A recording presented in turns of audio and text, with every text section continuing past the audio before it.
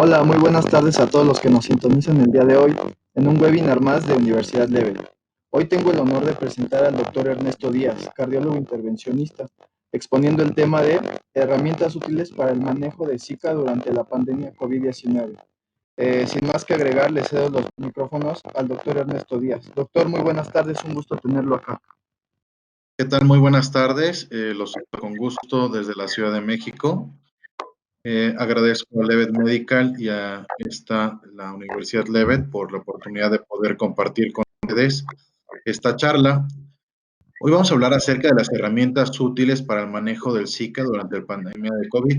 Sin duda hemos estado muy atentos a todo lo que ha surgido por ese tema de la pandemia y a nosotros como cardiólogos y a nuestro actuar, sin duda no nos ha trastocado en el habitual de nuestro ejercer. Esta es la agenda del día de hoy, voy a tratar de cumplir con toda ella en tiempo. Vamos a ver ahora la parte del agente viral. Bueno, prácticamente en diciembre de 2019 se detectaron casos de neumonía que fueron reportados en Wuhan, China, y se logró aislar un nuevo virus identificado como un beta coronavirus. Este fue nombrado por la OMS como el COVID-19 y clínicamente causante del síndrome de respuesta agudo severo que por estadística de años fue nombrado como SARS-CoV-2 como tal el 11 de febrero del 2020. Y hemos escuchado bastante ahora, al parecer, de este virus. El virus es de una capa simple de RNA, de una polaridad positivo. Quizás las partes más importantes de esto es por lo que está conformado. Tiene 3 proteínas. Las estructuras que hemos escuchado ahora muy frecuentemente, las espigas, que es el método de cómo entra del método de conexión a través de los receptores y de las células. Estas espigas van a ser un blanco de los tratamientos antivirales y también de futuras vacunas. La espiga S o la proteína S es la responsable prácticamente de permitir el acceso o el ingreso del COVID a las células alveolares. Perdón por los detalles técnicos. Voy a ir a lo importante. Y bueno, todos sabemos que estas proteínas C, que es el método de conexión con el receptor de la ACE, que es la enzima convertidora de angiotensina, es como va a tener su mecanismo de introducción. Entonces, es ahora como sabemos que es el método de apertura y de entrada para la endodosis del virus.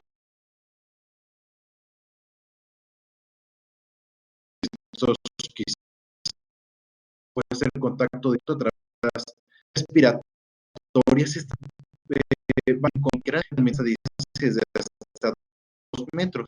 También los o los fomites, y esto puede ser a través de las secreciones, seguido del contacto frecuente con las mucosas, la conjuntiva del ojo, la mucosa nasal, la mucosa oral, son principalmente las vías de entrada.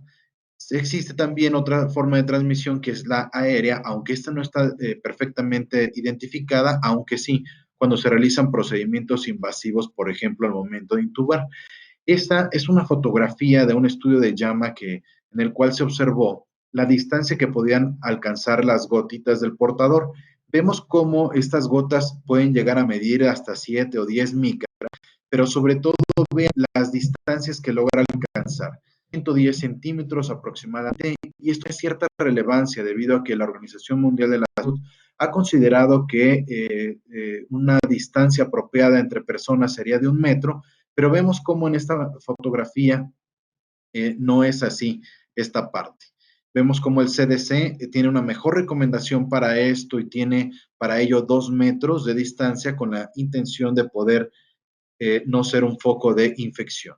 Esta es una imagen de visualizar las mismas gotitas observadas en un rayo láser y vemos cómo tiene una dispersión muy importante a una velocidad elevada y también a una longitud.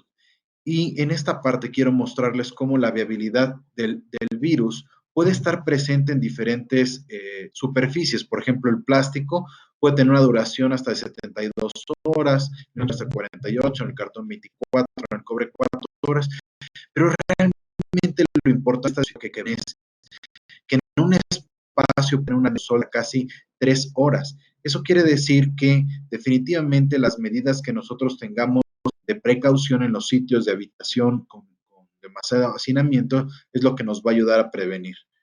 Vemos también una forma importante que es el periodo de incubación. Este periodo en promedio va a tener 5 días, pero vemos cómo puede ir de 2 a 14, es decir, se puede dar la infección el día de hoy y realmente aparecer los síntomas mucho más tarde. Y eso es uno de los puntos más relevantes de la forma como se manifiesta esto.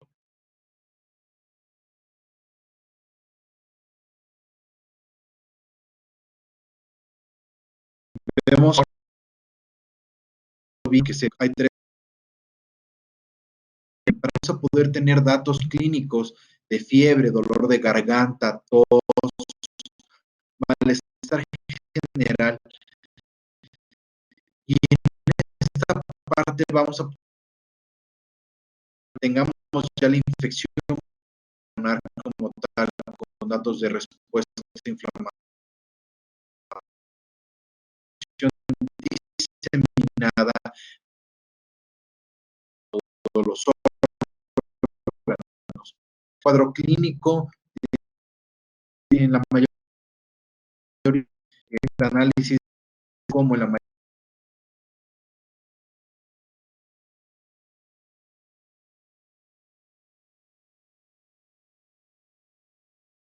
Tenemos otros síntomas oftalmológicos que van de hasta 534 pacientes confirmados en Wuhan. Vemos como 20.9 tuvieron ojo seco, visión borrosa en el 12%,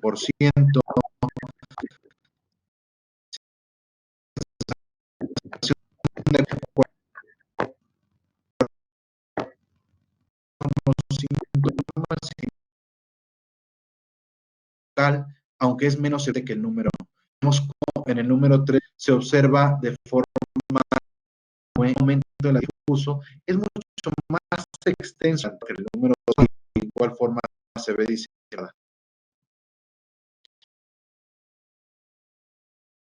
Vemos parte del patrón, un patrón intersticial focal o difuso, imágenes lineales, esfuerzo peribronquial, y vemos como prácticamente el patrón alveolo intersticial, sin duda, va a generar mayor afección pulmonar, tiene un patrón combinado, puede tener. Lamento todos los problemas técnicos, espero podamos disfrutar de la plática a continuación. Entonces, les platicaba de los tipos de infiltrados alveolares bilaterales, prácticamente visto en todos lados. Les muestro rápidamente, para que me alcance a dar tiempo de mostrarles todo, cómo la evolución radiológica es sorprendente, cómo de un día a otro, prácticamente estos infiltrados intersticiales difusos se mantienen y conforme avanza el tiempo prácticamente quedan las placas veladas. Vemos ahora también un ejemplo en evolución tomográfica, como el número 1 y 2 tiene opacidades en vidrio esmerilado, primeros datos de mayor esmero en ese punto. En la figura número 3 vamos a ver nódulos y exudados dispersos. Número 4 y 5 vemos lesiones multifocales ya consolidadas y prácticamente el número 6 ya se ve prácticamente un pulmón blanco. ¿De qué forma vamos a poder tener un mejor rendimiento diagnóstico en las pruebas que se hacen para COVID? Esta parte es importante debido a que se pueden hacer detecciones a través del ácido nucleico SARS-CoV-2, aislamiento del cultivo del virus, detección de anticuerpos en sangre, detección de indicadores de respuesta inflamatoria.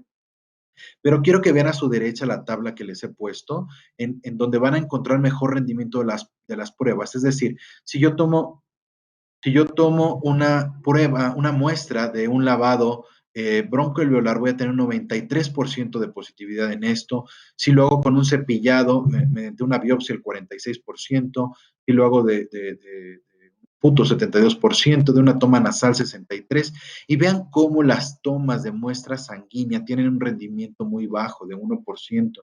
Esta parte es importante porque prácticamente no nos servirá de primera instancia como un método diagnóstico. Aquí les muestro cómo se hace mediante broncoscopía. Voy a seguir adelante. Y el diagnóstico confirmado prácticamente es un caso confirmado, es aquel paciente que tiene antecedentes. En su momento, cuando estábamos en la fase 1 epidemiológicos, actualmente con que el paciente tenga manifestaciones clínicas, fiebre, síntomas respiratorios y tenga una radiografía normal, como lo hemos mostrado, prácticamente hay que hacer una prueba para identificar si está el virus y con esto prácticamente se diagnostica. Quiero mostrarles a ustedes la clasificación de los pacientes infectados. Básicamente el contacto estrecho es aquel paciente que vive con una persona COVID, pero que es negativo. El portador asintomático es serológicamente positivo, pero se encuentra sin síntomas, sin fiebre y sin otros síntomas. Cuando tienen enfermedad leve, vamos a encontrar aquí que ya no tienen historia de fiebre, no tienen disnea, la radiografía prácticamente es normal, aunque la muestra de sangre es positiva. Un paciente con enfermedad moderada, obviamente la prueba es positiva, va a tener fiebre persistente, disnea, una relación PO2-FiO2 menor de 300 y filtrados pulmonares en más del 50%, y con una evolución en 48 horas, y vemos cómo aquellos pacientes de terapia intensiva prácticamente se enfrentan a los datos más severos de choque séptico e inestabilidad cardiovascular. Existe una subclasificación de los casos críticos, evaluados de acuerdo al índice de oxigenación y al grado de distensibilidad del sistema respiratorio, pero voy a seguir adelante para lograrlo, mi objetivo. Ahora, ¿cuáles son las afecciones cardiovasculares que puede haber en esta enfermedad por coronavirus? Un punto muy importante es saber que hasta el 40% de los pacientes tienen antecedentes cardiovasculares, mostrando un aumento muy importante en complicaciones y mortalidad. Vean cómo, por ejemplo, para el SARS-CoV-1 encontraron una prevalencia de hasta el 10% y en la actualidad se observa que tiene más del 40% en los pacientes hospitalizados con pacientes con SARS-CoV-2. ¿Cuál es la hipótesis de lesión cardíaca por estos datos? Bueno, al conocer que tiene el virus mayor afinidad por el receptor ACE, sabemos que puede tener una expresión reducida del mismo y por eso tener alteraciones del sistema renina-angiotensina-aldosterona. Pudiera haber lesión miocárdica dirigida específicamente por hipoxia, estrés oxidativo, acidosis intracelular, daño miocárdico.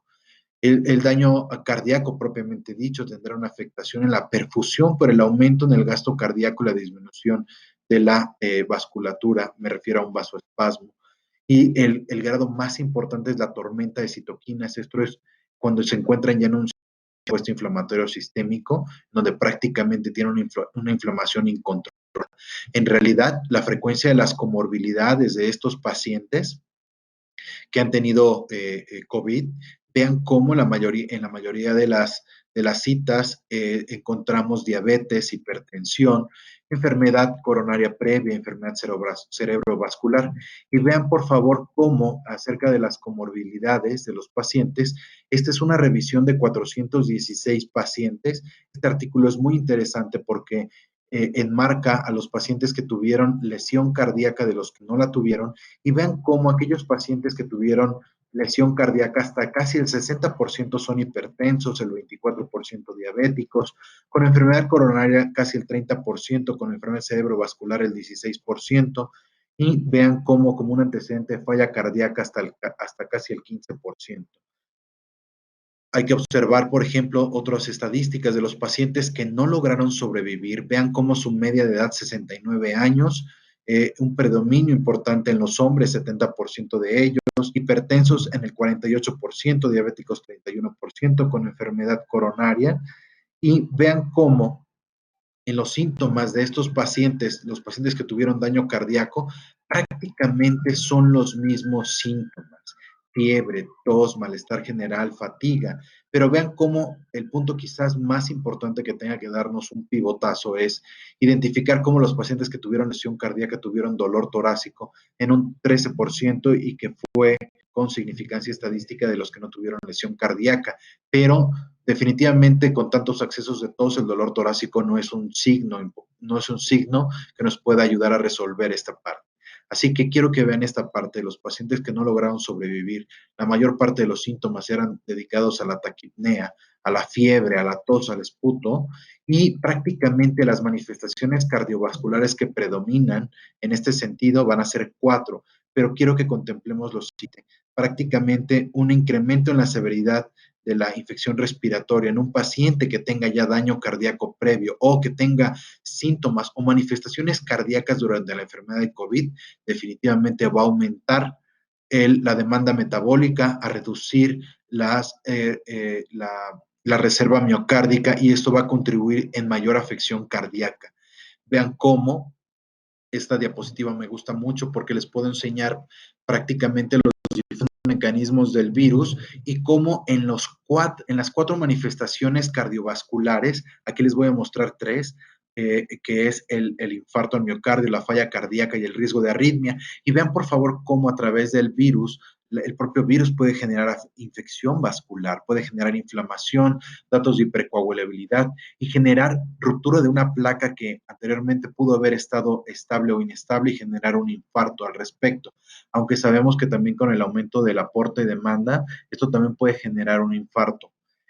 Los datos de falla cardíaca, justamente por el aumento en el sistema simpático, mayor demanda de oxígeno, generar mayores datos de hipoxia, esto puede generar necrosis miocárdica, miocarditis propiamente dicha, y como una gran carga ya en la fase número 3, en la fase de las citoquinas, va a generar no tan solo miocarditis, sino también un evento proestimulante de arritmias.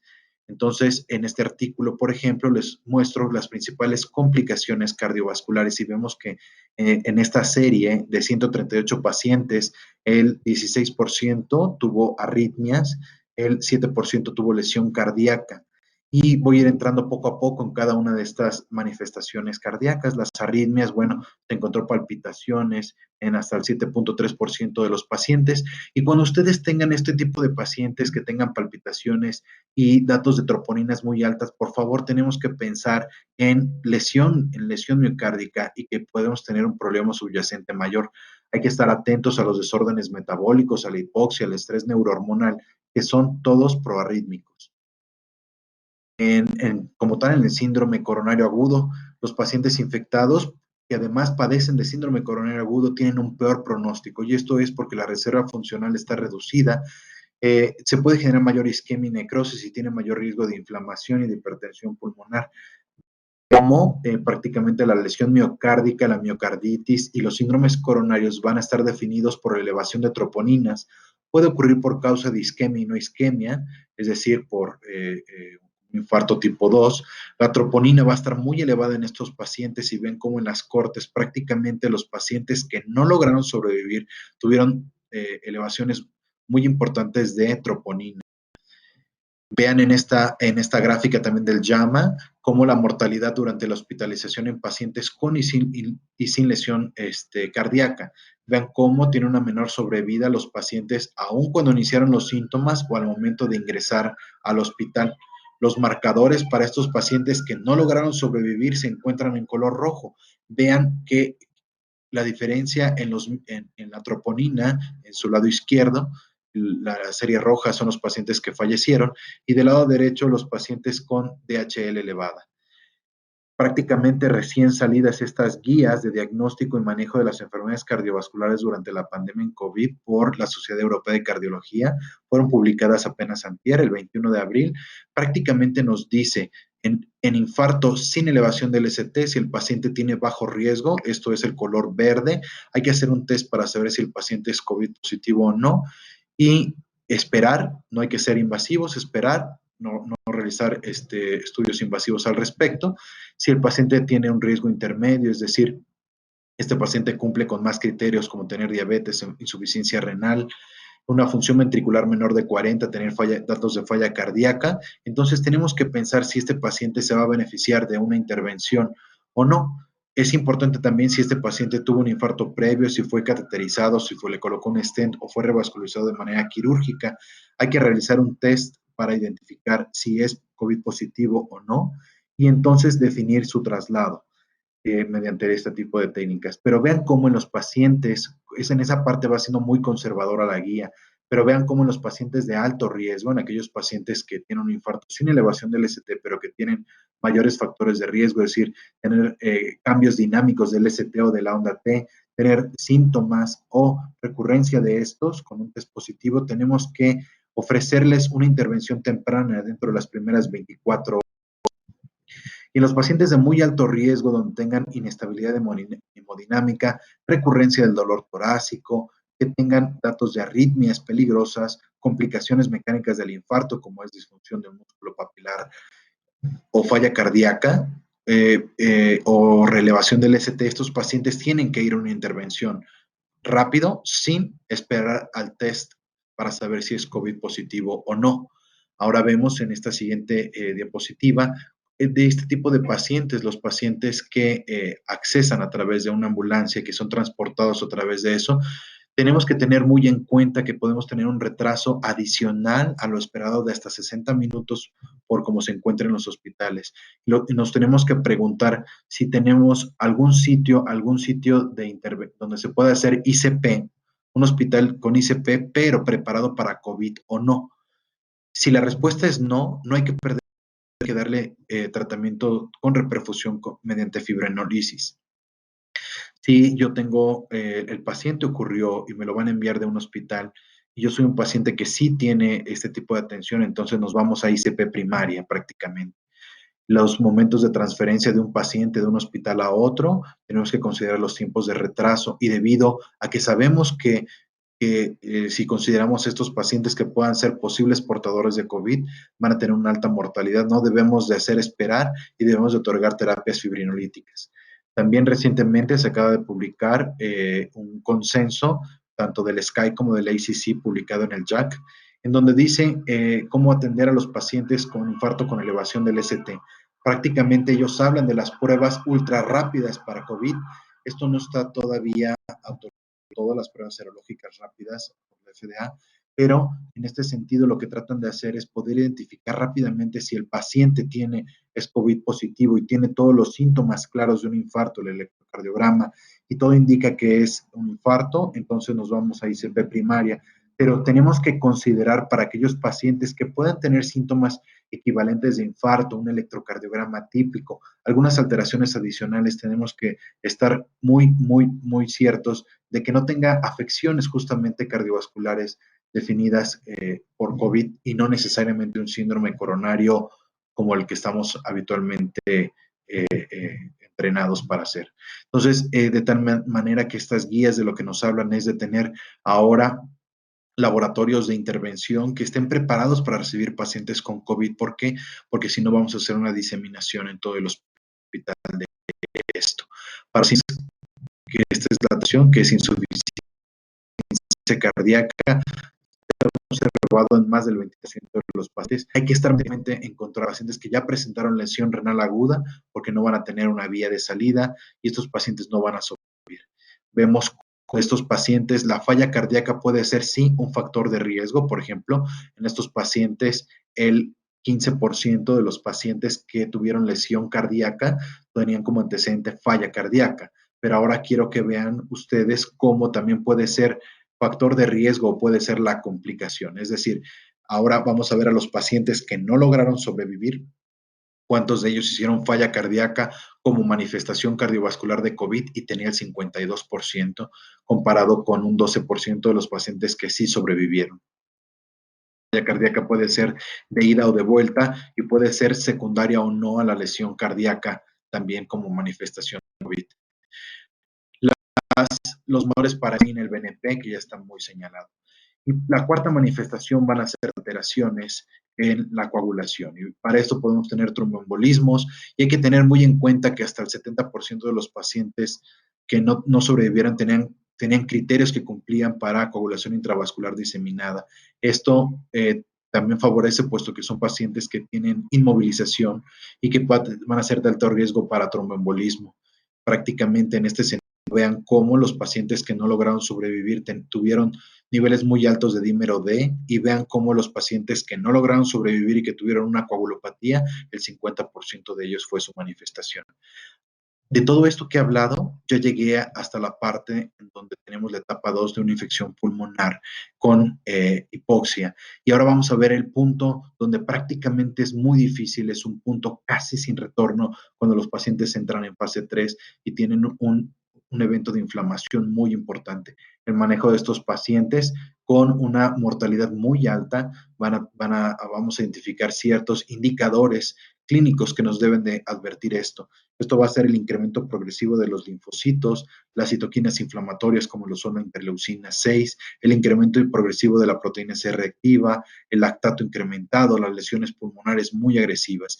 Y vean cómo los factores de mayor severidad que se encontraron en este registro fue la edad mayor, un score de SOFA alto, el número D en mayor de 1 miligramo sobre el litro, y vean cómo los marcadores, prácticamente la DHL, en los pacientes que no lograron sobrevivir hasta el 98% de ellos, troponinas muy altas, dímero D muy altos y eventos prácticamente coagulación intravascular diseminada con plaquetopenia, y vean cómo van a tener también niveles muy altos de ferritina sérica.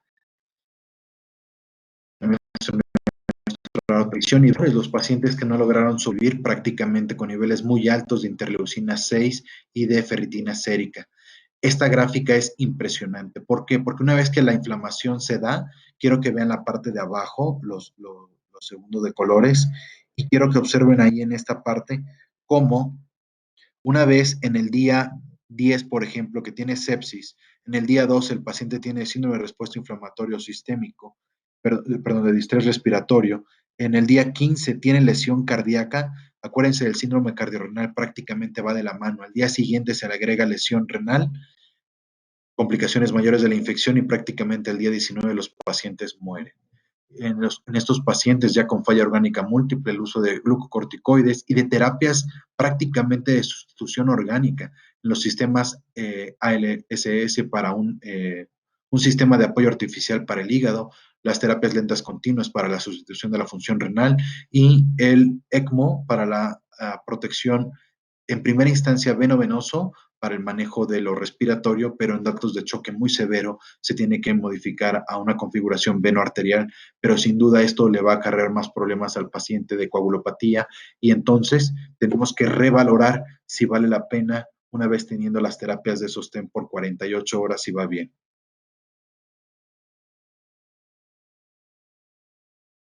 Vean cómo aquellos pacientes que no lograron sobrevivir y que tuvieron ECMO, que fueron 3 de estos pacientes, prácticamente 3 tuvieron el dispositivo y los 3 murieron. Los pacientes que tuvieron terapia de sustitución renal, de igual forma. ¿Qué quiere decir esto? Que aún en los datos de mayor inflamación, soportando órgano por órgano, es muy complicado y es muy severa con altos datos de mortalidad.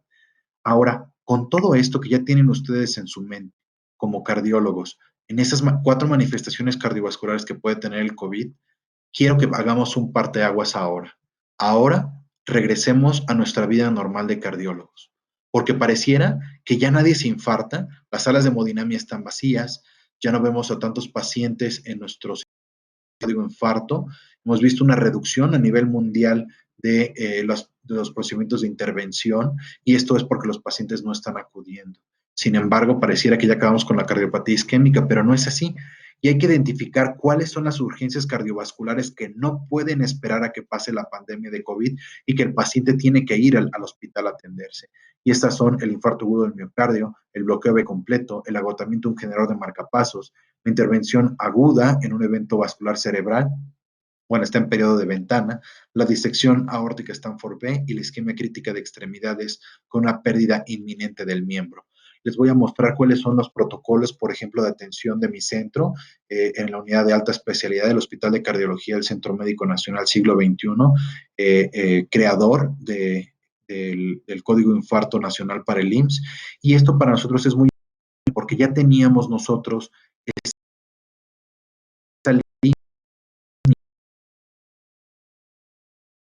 unidades de los hospitales generales de zona y nosotros como tercer nivel y quiero que vean lo que tiene nuestro hospital. Aquí es un orden de T, preguntar si este paciente tiene neumonía por COVID, sí o no. Si la respuesta es no, tengo que hacer una historia epidemiológica rápida, ver el electrocardiograma, ver las pruebas de laboratorio. Es indiscutible que todos los pacientes para poder buscar esos infiltrados que el día de hoy aprendimos con mucha facilidad. Si el paciente es sospechoso de infección por COVID y la respuesta es sí, tengo que verificar el tiempo de infarto. Si el tiempo de inicio de los síntomas es mayor a 12 horas, entonces tengo que hacer una evaluación y pensar riesgo-beneficio si le conviene pasar intervención o no. Si el paciente no se va a beneficiar de esto, entonces tengo que evaluarlo nuevamente y tenerlo en una unidad diferente. Pero si este paciente sí se va a beneficiar de la estrategia de intervención, porque aunque haya llegado después de las 12 horas, tengo que realizar MP en sala de hemodinamia con las medidas de aislamiento y después de que tenga el problema del infarto resuelto, nosotros los regresamos a los hospitales designados COVID. Y esto es porque el Hospital de Cardiología del Centro Médico no es un hospital COVID. El Hospital de Cardiología es un hospital, vaya, con CAT Lab COVID, es decir, es un lugar de intervención para pacientes con COVID y sin COVID. Entonces, por eso nosotros no nos vamos con los pacientes que tengan COVID, lo regresamos ya sea por su severidad al hospital de especialidades, que es el hospital que está a un lado de nosotros, o a la terapia de su hospital general de zona. Ahora, me regreso un poco al algoritmo, perdón que no pueda señalar, pero se mueve mucho esta computadora. Entonces, si el paciente está dentro de las primeras 12 horas, tengo que preguntarme, ¿tengo contraindicaciones para trombolisis? Sí o no. Si tengo una contraindicación, entonces me lo llevo a ICP. Si no tengo una contraindicación, entonces le ofrecemos terapia trombolítica. ¿Por qué? Ustedes ya vieron la alta mortalidad de los pacientes. Entonces, este algoritmo definitivamente también está basado en los gastos institucionales que tiene que llevar. Si tengo un paciente severamente enfermo de COVID, tengo que preguntarme si va a lograr sobrevivir para poder hacer una inversión apropiada para ese paciente. Por eso es que se privilegia en este caso una terapia trombolítica si estoy en menor de 12 horas. Si no fue exitosa mi terapia, entonces tengo que evaluar nuevamente riesgo-beneficio y pasar a intervención o no. Si sí fue exitoso, entonces lo transfiero a los hospitales COVID. Me voy a regresar a la parte gris. El paciente verifico sus signos vitales y en signos vitales veo que tiene neumonía severa, entonces el tratamiento va a ser conservador. Ese paciente lo transfiero al hospital de especialidades por su gravedad para que sea atendido ahí y si el paciente logra mejorar y avanzar, entonces, de acuerdo a la recuperación de la neumonía, haremos una intervención posterior. Si el paciente, en este sentido, no tiene esos datos, entonces debo de evaluar si el paciente tiene más de 12 horas o no. Si no tiene neumonía severa, es decir, verifico los signos y los síntomas. Veo que los signos son estables. Reviso cuánto tiempo tiene el infarto. ¿Tiene más de 12 horas? Entonces tengo que evaluar riesgo-beneficio, la ICP. Si no tengo si yo evalúo que no voy a tener beneficio, lo traslado al hospital COVID. Si yo veo que voy a tener beneficio, entonces me pregunto nuevamente si tiene contraindicaciones para la intervención. Si no las tiene, entonces realizo una terapia fibrinolítica y finalmente, si esto es exitoso, se va a un hospital COVID y si no, se va a una ICP de rescate. Les voy a mostrar un segundo algoritmo. Este es un algoritmo de nosotros para los pacientes que tienen bloqueo B completo, un bloqueo B avanzado, requieran cambio de generación. Si el paciente ingresa de urgencias y hago una valoración, y la primera pregunta es, ¿el paciente cumple con criterios para la correlación de un marcapasos urgente, sí o no? En este caso, el paciente tiene confirmado de que es un paciente COVID positivo. Entonces, imaginen un bloqueo B completo por enfermedad degenerativa en un paciente COVID positivo. Primer pregunta, ¿el paciente cumple con criterios para colocarle un marcapasos definitivo? Si la respuesta es sí, entonces pasará a la sala de hemodinamia que tenemos dentro de la unidad coronaria, es la sala número 4, y se colocará ahí el marcapasos. Si no tuve complicaciones mediante la colocación del marcapasos, entonces se va a un hospital COVID. Si el paciente tuvo alguna complicación, entonces se queda en la unidad coronaria de nosotros para su cuidado y vigilancia. Si el paciente no cumple criterios para el marcapasos, entonces se debe regresar a un hospital que sea COVID.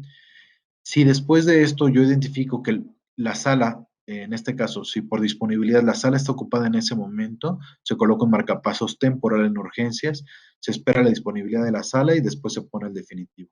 Por supuesto, es importante que cada servicio haga su rol de entrenamiento para esto. Las urgencias quirúrgicas cardiovasculares en pacientes con neumonía y COVID positivo. Lo primero es, se realiza una sesión médico-quirúrgica. ¿Cuáles pueden ser las urgencias cardiovasculares? una trombosis de una válvula, una ruptura de un músculo papilar, una disección aórtica.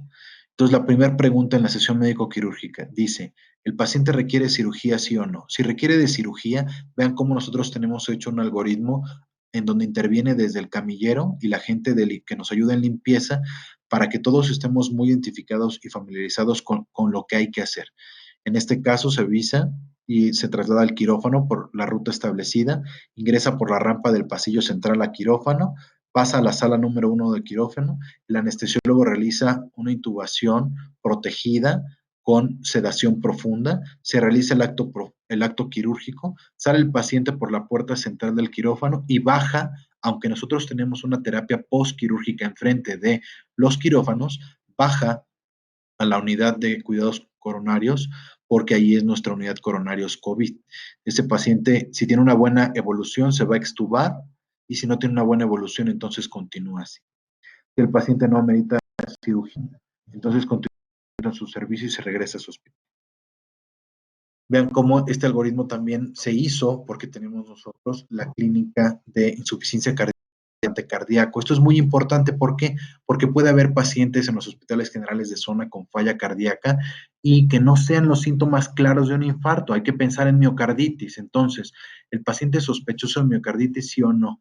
Si sí es sospechoso, entonces solicito estudios para estratificar el riesgo. Tiene un ecocardiograma y un taller de hemodinámica. Primer pregunta, ¿el paciente es de alto riesgo? Si la respuesta es no, entonces el paciente espera en su hospital general de zona y se da un tratamiento conservador. Si la respuesta es sí, el paciente está inestable, tiene mucho riesgo, entonces a través de nuestro centro regulador llega a nuestro hospital. Se confirma el caso de miocarditis con nosotros, es una valoración del caso por el servicio de urgencias, la clínica de insuficiencia cardíaca, y por su gravedad, la siguiente pregunta es, ¿este paciente requiere de ECMO, sí o no? Si requiere de ECMO, entonces se hace el manejo con el grupo de ECMO de nuestro Heart Team. Dicho sea de paso, es el centro más grande de dispositivos de soporte ventricular en el país, con la mayor tasa de experiencia. Si el paciente no requiere de ECMO, el manejo es conjunto con los doctores, nosotros de unidad coronaria, junto con los doctores de la clínica de insuficiencia cardíaca y trasplantes. Esto es nuestro algoritmo en los pacientes de neumonía para saber si van a ser colocados para ECMO o no. Aquí se los coloco. Voy a seguir para alcanzar a terminar mi presentación. Y vean cómo es importante que cada centro se dedique a hacer sus propios algoritmos, no tan solo incluyendo los temas médicos, sino también todo el personal que nos ayuda en los temas de limpieza y de traslado. Esto va a ser importante. Voy a seguir adelante entonces. Algo pasó ahí. Y ahora quiero mostrarles lo siguiente. Para los pacientes que tienen, que son positivos, COVID positivo y que tienen enfermedades cardiovasculares y que nosotros vamos a realizar alguna intervención, cómo va a ser muy importante que nosotros consideremos prácticamente a todos nuestros pacientes como sospechosos de COVID. De hoy en adelante nuestra forma de actuar tiene que ser esa. Entonces les voy a mostrar cómo es la colocación del equipo de protección para el personal de cardiología intervencionista. Aquí en el esquema ustedes lo ven y van a decir, esto está muy fácil y claro que se va a poder hacer. Esto es lavado de manos, protección respiratoria con una mascarilla N95 y después un cubrebocas de triple capa. Lavado de manos, colocación de gogles para la protección ocular. Lavado de manos, colocación de bata. Lavado de manos, colocación de guantes de látex. Pero vean cómo es complejo hacer esto ya en la práctica diaria. Espero poder mostrarles este video, cortesía del doctor Ramón Rosso. Vean cómo a la hora de hacer la protección del calzado, desde ahí existe contacto de las manos con el zapato. Entonces, recuerden que este virus es muy pesado y este virus puede estar en el suelo con mucha facilidad. Entonces, ahí puede ser un medio de contagio para el médico. Entonces, debe de haber protección en el calzado y después de esto tiene que haber un lavado de manos. El lavado de manos, que es muy común para nosotros como cardiólogos intervencionistas, siempre nos da algo de ansiedad el momento de lavado si no seguimos quizás todos los pasos y los 20 segundos que amerita el correcto lavado de manos de 5 tiempos, y eso va a ser muy importante. Prácticamente son 3 o 4 lavados de manos para apenas lograr colocarnos nuestro equipo de protección personal. Y lo muestro porque se ve muy fácil en el esquema que les mostré, pero ya en la práctica diaria se vuelve esto muy engorroso, así que hay que estarlo practicando frecuentemente y estar muy pendiente de eso. La mayor sugerencia, y nosotros hemos implementado eso, es designar a alguien del mismo personal, puede ser esto una enfermera u otro colega, que nos observe para que nos haga las marcaciones. Colócate, que nos vaya diciendo él los pasos para nosotros no equivocar. Colócate ahora tu mascarilla N95. Ahí, si ustedes se fijan, el doctor tiene contacto con su cabello, así que prácticamente también puede tener ahí inoculación por el COVID. Voy a mostrarles la segunda parte, que es la protección respiratoria con una mascarilla N95. Ahí hay contacto de las manos con el cabello, así que eso puede ser un sitio también de infección para nosotros. Ahí no deberíamos de haber tocado ya la mascarilla, puesto que estamos llevando del cabello a la mascarilla un posible contagio, ¿verdad? Entonces, tratar de no tocar el cabello cuando hacemos esto, colocar nuestro cubrebocas de triple capa por arriba de la mascarilla N95 y de esa manera generar una mayor protección para el sistema respiratorio. Es conveniente que utilicemos doble gorro, no tan solo por el tema del cabello, ya identificamos otro punto también ahí, como posible riesgo de infección, ahí teníamos que haber hecho otro lavado de manos antes de tocar los gogles, esos gogles ya fueron tocados por dentro, así que si se fijan, es muy complicado que podamos hacer esto nosotros solos. Necesitamos a alguien que nos esté diciendo, lávate las manos, siguiente paso, colócate la siguiente medida de protección, lávate las manos otra vez, no toques esto, para que en verdad tengamos una adecuada colocación de nuestros equipos de protección personal. Pensando en que los tenemos todos los centros, eso es otro problema. Es necesario tener cuántas capas de protección para el tema del COVID. Lo más importante es que nuestros sistemas de protección personal sean impermeables. Esa bata, como ustedes la pueden ver ahí, no es impermeable, por lo tanto, va a requerir de una segunda bata plástica para poder evitar el contagio en ese caso del paciente.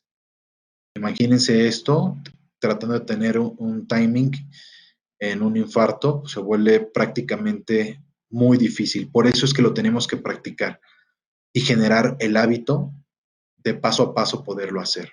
Después de esto tiene que lavarse las manos, colocarse la siguiente capa. Aquí el doctor Ramón va a colocarse la bata plástica para evitar hacer ahora su equipo impermeable.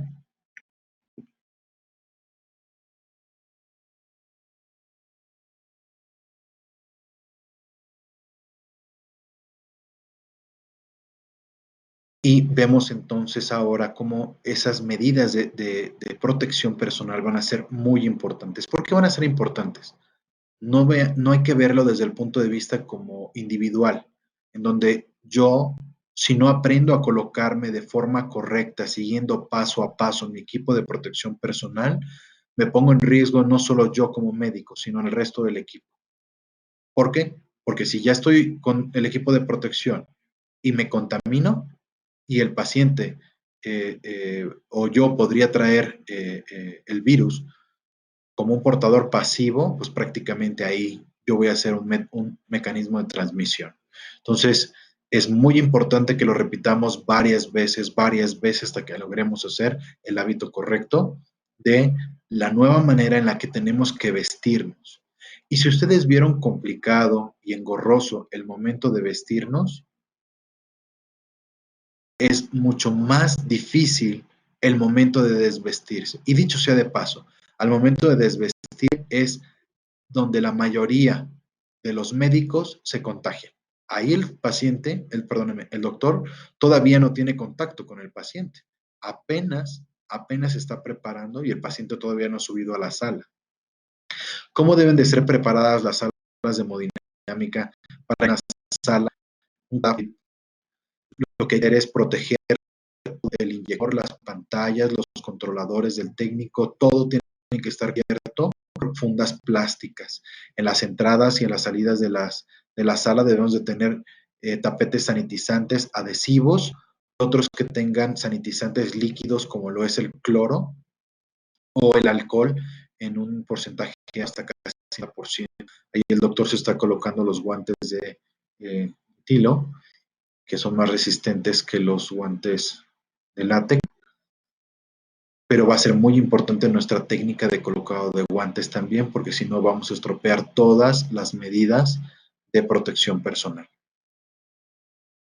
Ver la parte final, que es la parte en donde se viste ya prácticamente con la bata quirúrgica, la bata estéril, y después de esto viene una colocación de guantes extra. Es muy importante que la protección personal sea con 2 guantes. ¿Por qué?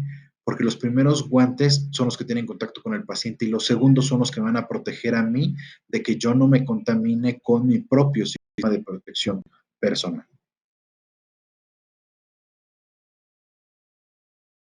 Después de esta gran danza, esperamos todavía estar en timing para poder atender este infarto. Ok, ahora el desvestido. El desvestido, fíjense muy bien, los guantes de látex tienen que limpiarlos primero con una toalla de alcohol para retirarse los guantes. Después de esto hay un lavado de manos. Se tiene que colocar, quitar la bata, higiene de manos, quitar los gogles, con mucho cuidado de no contaminarse, lavar las manos, quitar la protección respiratoria y lavar las manos. Y esto se ve muy fácil y vamos a verlo ahora, de igual forma, en cortesía de amigo el doctor Ramón Rumoroso, que nos comparte esto, y vean cómo se está retirando ahora la bata que estuvo en contacto con el paciente. Nosotros hemos tratado de implementar medidas adicionales. ¿Por qué? Nosotros colocamos, después de el paciente, ¿cómo se prepara? El paciente se le coloca en la cama con un respirador N95, guantes un cubrebocas de triple capa. Se limpian las zonas por donde puede ser intervenido radial o femoral, se colocan los campos estériles y después de esto se coloca una funda plástica para todo el paciente con la intención de evitar contagio en algún momento. Vean cómo ahí esa bata que está contaminada y nosotros nos quedamos con esos últimos guantes que son los que nos van a ayudar a que nosotros no nos contaminemos. Ahora va a retirar el doctor la bata plástica y donde debe tener mucho cuidado es cuando lo quita por la cabeza, porque ahí es donde se puede contaminar. Retira muy bien esta parte. Retira la siguiente bata de protección. Y cuando quite esta última bata, recuerden que tienen que retirar también sus guantes. Al retirar estos guantes, tiene que hacer un lavado de manos para poder retirar la siguiente parte, que debe de ser el gorro. Y aquí es donde se corre mucho, mucho riesgo. ¿Por qué? Porque esos guantes han entrado ya varias veces a ese bote y esos guantes han ido a la cabeza ahora. Y bueno, si seguimos adelante, ahí prácticamente ya tuvimos una contaminación respiratoria. Por eso es muy importante que lo practiquemos, porque en el dibujo es muy sencillo, pero a la hora de intentarlo verán que es muy complicado esto. Voy a seguir adelante por obviedad de tiempo. Se observa cómo se retira mediante un tapete sanitizante esta parte. Tenemos recomendaciones farmacológicas adicionales.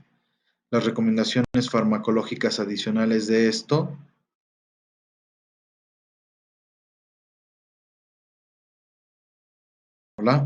las recomendaciones adicionales para esta parte van a ser muy importantes porque tenemos también medidas de cuidado para la protección de los fármacos. ¿A qué me refiero con esto? ¿Qué pasó?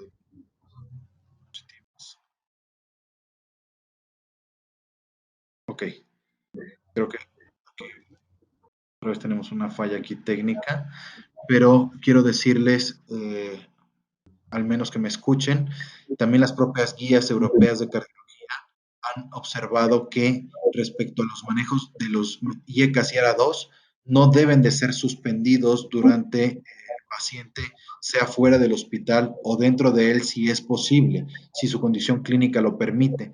Otra cosa que también tienen que tener observación es de estos pacientes, lo que hay que ver de ellos, los fármacos, las acciones farmacológicas que tienen que utilizar, medir el QT.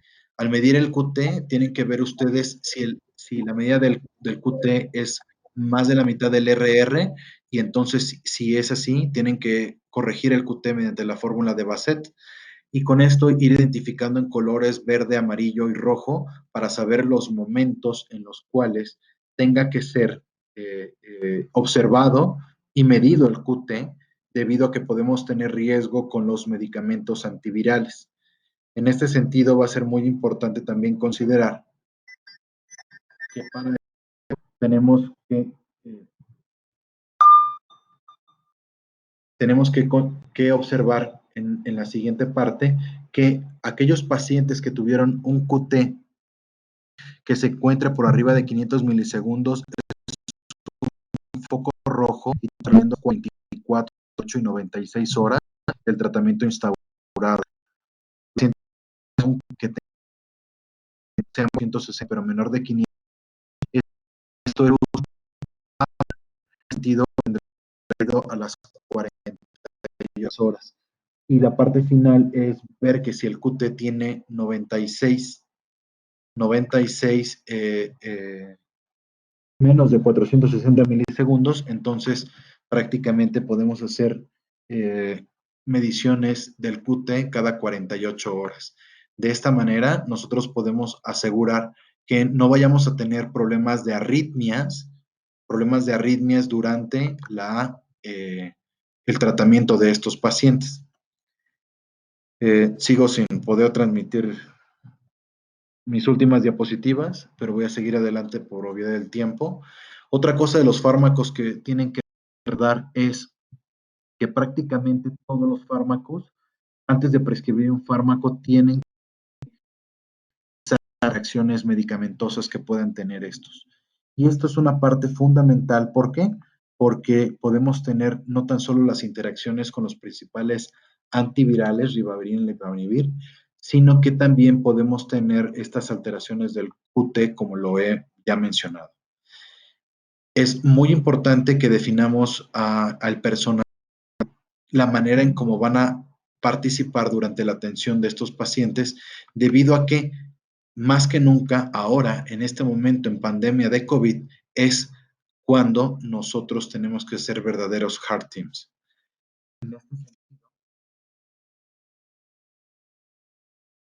Hola. Ahí lo podemos escuchar, doctor. En este sentido, va a ser muy importante poder identificar todas las partes en donde la protección personal, el equipo de protección personal va a ser una barrera, pero la barrera más importante va a ser nuestra conciencia en la capacidad de utilizarlo, nuestra conciencia en la capacidad de poder identificar los casos posibles, y en este sentido la capacidad también que cada uno tenga para poder interactuar con el resto del equipo, y esto nos permita en mayor medida generar códigos exitosos. Eh, Tampoco les pude mostrar, pero nosotros en el Hospital de Cardiología se ha diseñado toda una ruta por donde se ha señalizado con flechas y símbolos amarillos cuál es la ruta de los pacientes COVID, es decir, el camillero, la gente de limpieza, los médicos, inhaloterapia, saben por dónde debe de pasar el paciente, y esto es muy importante, que cada hospital genere sus rutas de acceso, de entrada y de salida del paciente cuando se mueve de un punto a otro. Una de las partes también que dice la guía europea en este sentido es que procures mover al paciente, que si lo puedes hacer y de una vez dejarlo en la misma camilla cuando lo pasas de la sala de hemodinámica a la cama de la terapia intensiva, eso ayuda a reducir contagios también. Y en ese sentido va a ser muy importante que todos tengamos una mayor interacción por esa parte. la señalización, pero sobre todo de respetar los protocolos de protección personal y los protocolos también de identificación y de cuidado, tanto para el paciente como para el personal de salud. Parece que ya a poder transmitirles otra vez. Prácticamente ya estoy terminando, les voy a mostrar las conclusiones y les ofrezco una disculpa por todos los inconvenientes técnicos que ha sido un dolor de cabeza el día de hoy. No me quiero ir sin poder mostrarles a ustedes esta parte. Indícame, Dominic, si puedo transmitir. Está cargando, doctor. Ahí podemos ver su pantalla. Ok, gracias. Les decía que de las rutas que deben de establecerse, nosotros al ser un hospital de cardiología y no ser un hospital de primera instancia para atención de pacientes COVID, nosotros somos un hospital de cardiología COVID. Eso quiere decir que atendemos los padecimientos cardiovasculares y las complicaciones cardiovasculares de estos pacientes. Así que cuando recibimos pacientes de los hospitales de segundo nivel y de los hospitales de tercer nivel, pero que son de atención COVID, nosotros recibimos a los pacientes en ambulancias de alta tecnología con cámaras de aislamiento para el paciente. Vean cómo tenemos nosotros identificados nuestros elevadores con un punto amarillo y con las líneas rojas de que puede haber un contagio ahí. La forma de trasladar al paciente tiene que hacer en cápsulas de aislamiento y quien le lleve tiene que llevar equipo de protección, desde las botas, el uniforme y todo esto. Esta es la salida de nuestra torre quirúrgica. Aquí es la salida del elevador hacia la unidad coronaria y vean cómo nuestra señalización a través de una ruta COP. Cabe decir que cuando el paciente va de urgencias hacia la sala de hemodinamia o de urgencias hacia la unidad coronaria, realizamos un voceo que es código COP y eso ayuda. ¿Por qué? Porque todos el personal de salud sabe que tiene que quitarse de la ruta por donde puede pasar ese paciente. No se pueden utilizar eso en las siguientes 2 a 3 horas, donde que se sanitiza la ruta por donde avanzó este paciente. Quiero terminar esta parte ya con las conclusiones. Estuvo esto técnicamente muy complicado, pero lo que les decía acerca de la guía europea y los medicamentos YKYARA 2 deben de con su tratamiento. Por favor, antes de indicar cualquier medicamento, vean las interacciones farmacológicas que pueden tener. En el caso de nosotros, pacientes con clopidogrel, vean cómo aquí para el tema del lopinavir y ritonavir, estas drogas no deben de ser administradas al mismo tiempo, es decir, si no se administran al mismo tiempo pueden utilizarse.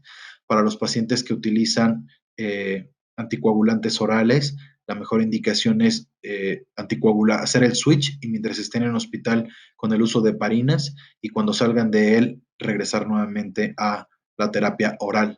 Vean por favor todos los betabloqueadores cómo tienen una potencial interacción con los primeros 3 antivirales, que es atazanavir, lopinavir y ritonavir, y como también los bloqueadores de canales de calcio lo tienen. Observen el resto de los medicamentos para nosotros, los antihipertensivos y fármacos para falla cardíaca. Las estatinas, como la atorvastatina, por ejemplo, tienen una potencial interacción. Lo único que hay que hacer es no darla a la misma hora y identificar si tenemos que modificar horarios y tiempos de administración. De tal manera que tenemos que evitar las grandes consecuencias del retardo en la atención cardiovascular. ¿Cuáles son? Las muestras de autopsia vean ese infiltrado tremendo de linfocitos a través de las células del miocardio y cómo en las muestras de necropsia observan infartos recientes en diferentes pacientes. Conclusiones para ustedes son, número 1, conozca los mecanismos más frecuentes de transmisión del virus. Recuerden que es por gotas, más de 5 micras, las manos, los fomites son principalmente, los aerosoles, el momento de intubación y el tiempo en el que puede estar en el aire, 3 horas como promedio, y el tiempo que puede estar en las superficies. 2, practique y genere un hábito en el uso de las medidas de protección. Si yo quiero evitar el contagio por gotas, voy a utilizar un cubrebocas de triple capa cuando esté en un ámbito general, cuando esté en la atención de un paciente, cuando yo esté en un hospital dentro de la atención de un paciente, siempre debo de pensar que puede ser un potencial portador y yo tengo que usar entonces una mascarilla N95. Debo de usar gogles porque la conjuntiva es un sitio de entrada y debo de usar protección adicional que ya lo vimos, como lo que es una careta. Recuerden que hasta el 40% de los pacientes con SARS-CoV-2 tienen antecedentes cardiovasculares y usted va a estar en contacto con ellos en algún momento.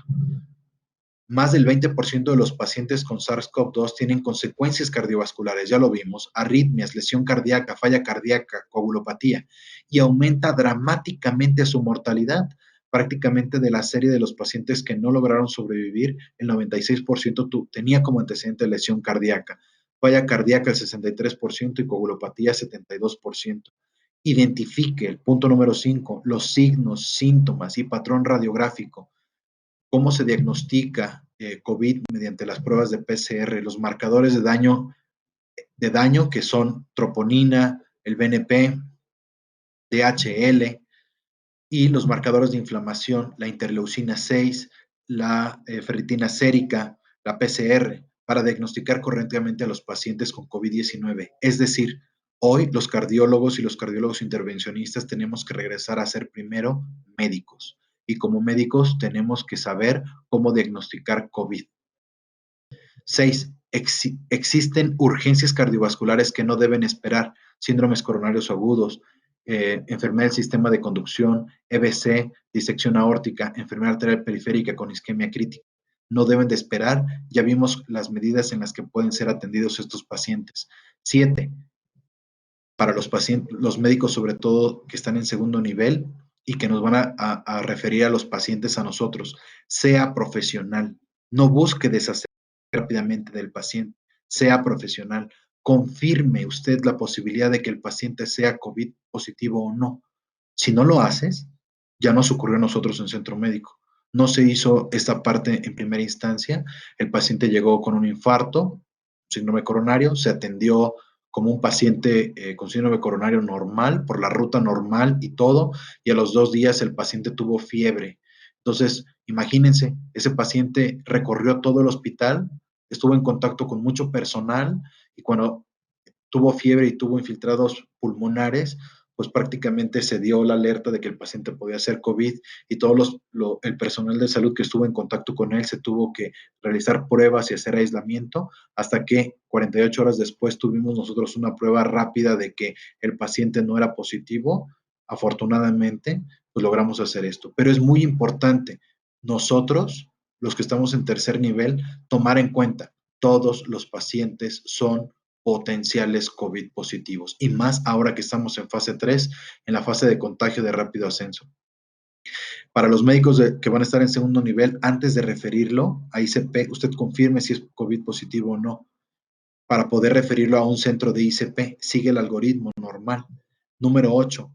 En un paciente con un síndrome coronario con elevación del ST, considere los retrasos y la posibilidad de traslado a un centro de ICP COVID.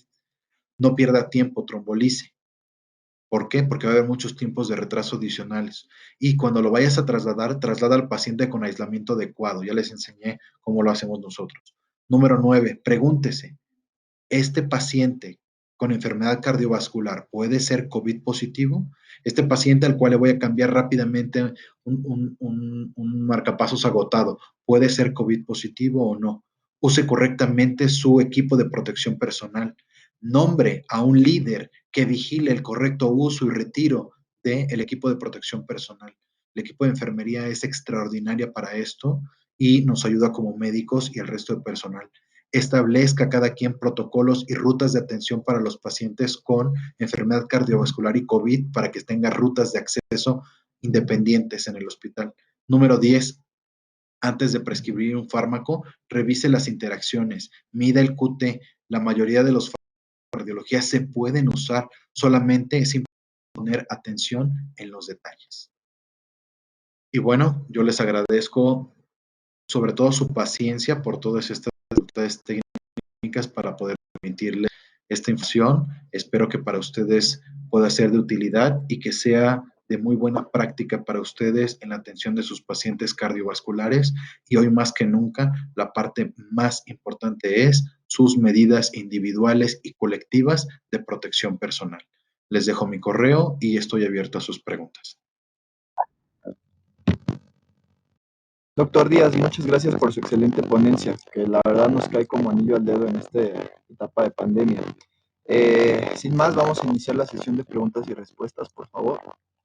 Doctor Díaz, ¿sabemos si un paciente que ha superado la infección del COVID-19, pueda ser reinfectado una segunda vez?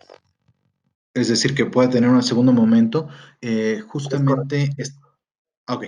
Esta parte, si el paciente sobrevivió, quiere decir que el paciente ya va a tener anticuerpos. Así que este paciente, cuando esté nuevamente en contacto con el virus, vaya en un segundo momento, ya va a tener anticuerpos para poder combatir contra él. Así que no va a tener un segundo momento de reinfección. Por eso es que les dije en la diapositiva, hay que aprender a convivir de hoy en adelante con ellos. ¿Por qué? Porque de estos pacientes que fueron COVID positivo, ya les dije la gran comorbilidad que tienen. Así que de los sobrevivientes, forzosamente los vamos a ver en la consulta. En algún momento esos pacientes hipertensos o cardiópatas previos van a llegar nuevamente a la consulta. Y ellos serán serológicamente positivos. No quiere decir que en todo momento van a ser posibles portadores de infección. Simplemente tienen la serología positiva. Y lo último que se está viendo al respecto y se está tratando mucho con esto es el tema de la plasmaféresis, de poder tomar el plasma de estos pacientes, hacer esto es muy complicado, un adecuado recuento de sus anticuerpos para COVID, para poder aplicarlos a otros pacientes severamente enfermos. Perfecto, doctor. Muchas gracias. Doctor Díaz, cada vez que escuchamos las noticias, sabemos que los hospitales van superando su cupo. ¿Qué nos recomienda hacer si nosotros o algún familiar presenta los síntomas patognomónicos del coronavirus y no hay posibilidad de que nos internen? Bueno, en realidad, en esta que es la fase 3, la fase de ascenso rápido en la transmisión del virus, lo que hay que hacer es permanecer en casa, tomar la temperatura.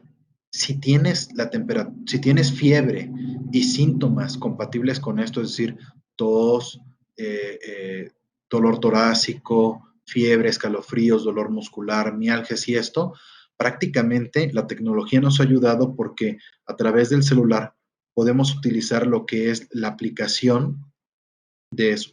Esto no es un comercial, pero yo no creí que la fuera a bajar y ya la bajé. Esto es mandar un mensaje de WhatsApp a través de Susana Distancia y lo que se realiza ahí es Susana Distancia mediante WhatsApp. ¿Qué es para nosotros sector salud? ¿Qué es eso? Es un chat robot. ¿Esto a qué nos ayuda? Que si tú tienes síntomas de esto, tú simplemente abres tu chat y dice, por ejemplo, aquí, ¿qué debo hacer si yo a alguien de mi familia presenta algún síntoma de COVID? Aprietas el número 3, le pones enviar y te manda enseguida cuáles son los parámetros que tú tienes que hacer. Dice, no te automediques, sigue las indicaciones, mantente en casa, no saludes de mano, lávate las manos, huevo, ¿ah? Y lo que hay que hacer en este caso es contactar, contactar mediante la liga que se tiene a través de Locatel y te vienen a hacer a tu domicilio, te vienen a hacer una prueba para COVID. Eso es siendo que tú tengas síntomas, pero no síntomas de severidad. ¿Qué severidad? Insuficiencia respiratoria. Mayor aumento en el trabajo respiratorio. Tú puedes ser COVID positivo y tener mialgia y estar en tu casa y el tratamiento lo sigues en casa. ¿Y cuál es el tratamiento? Ya cuando existen datos de mayor afección, entonces es cuando al paciente se le indica que tiene que ir ya al hospital. ¿Y cómo va a acudir el paciente al hospital? Tú mismo lo puedes solicitar porque existe a través de esto una red de apoyo para poder trasladar a los pacientes desde su casa hasta el hospital con un solo familiar y tienes que ser transportado con guantes, con careta y con mascarilla N95. ¿Por qué? Porque la idea es no contagiar en el camino. De acuerdo. Muy buenas tardes. Doctora, gracias por participar en esta sesión más de Universidad Level. Damos reconocimiento y agradecimiento al doctor Ernesto Díaz por su excelente participación. Y los invitamos a que estén pendientes de próximos webinars. Hasta luego.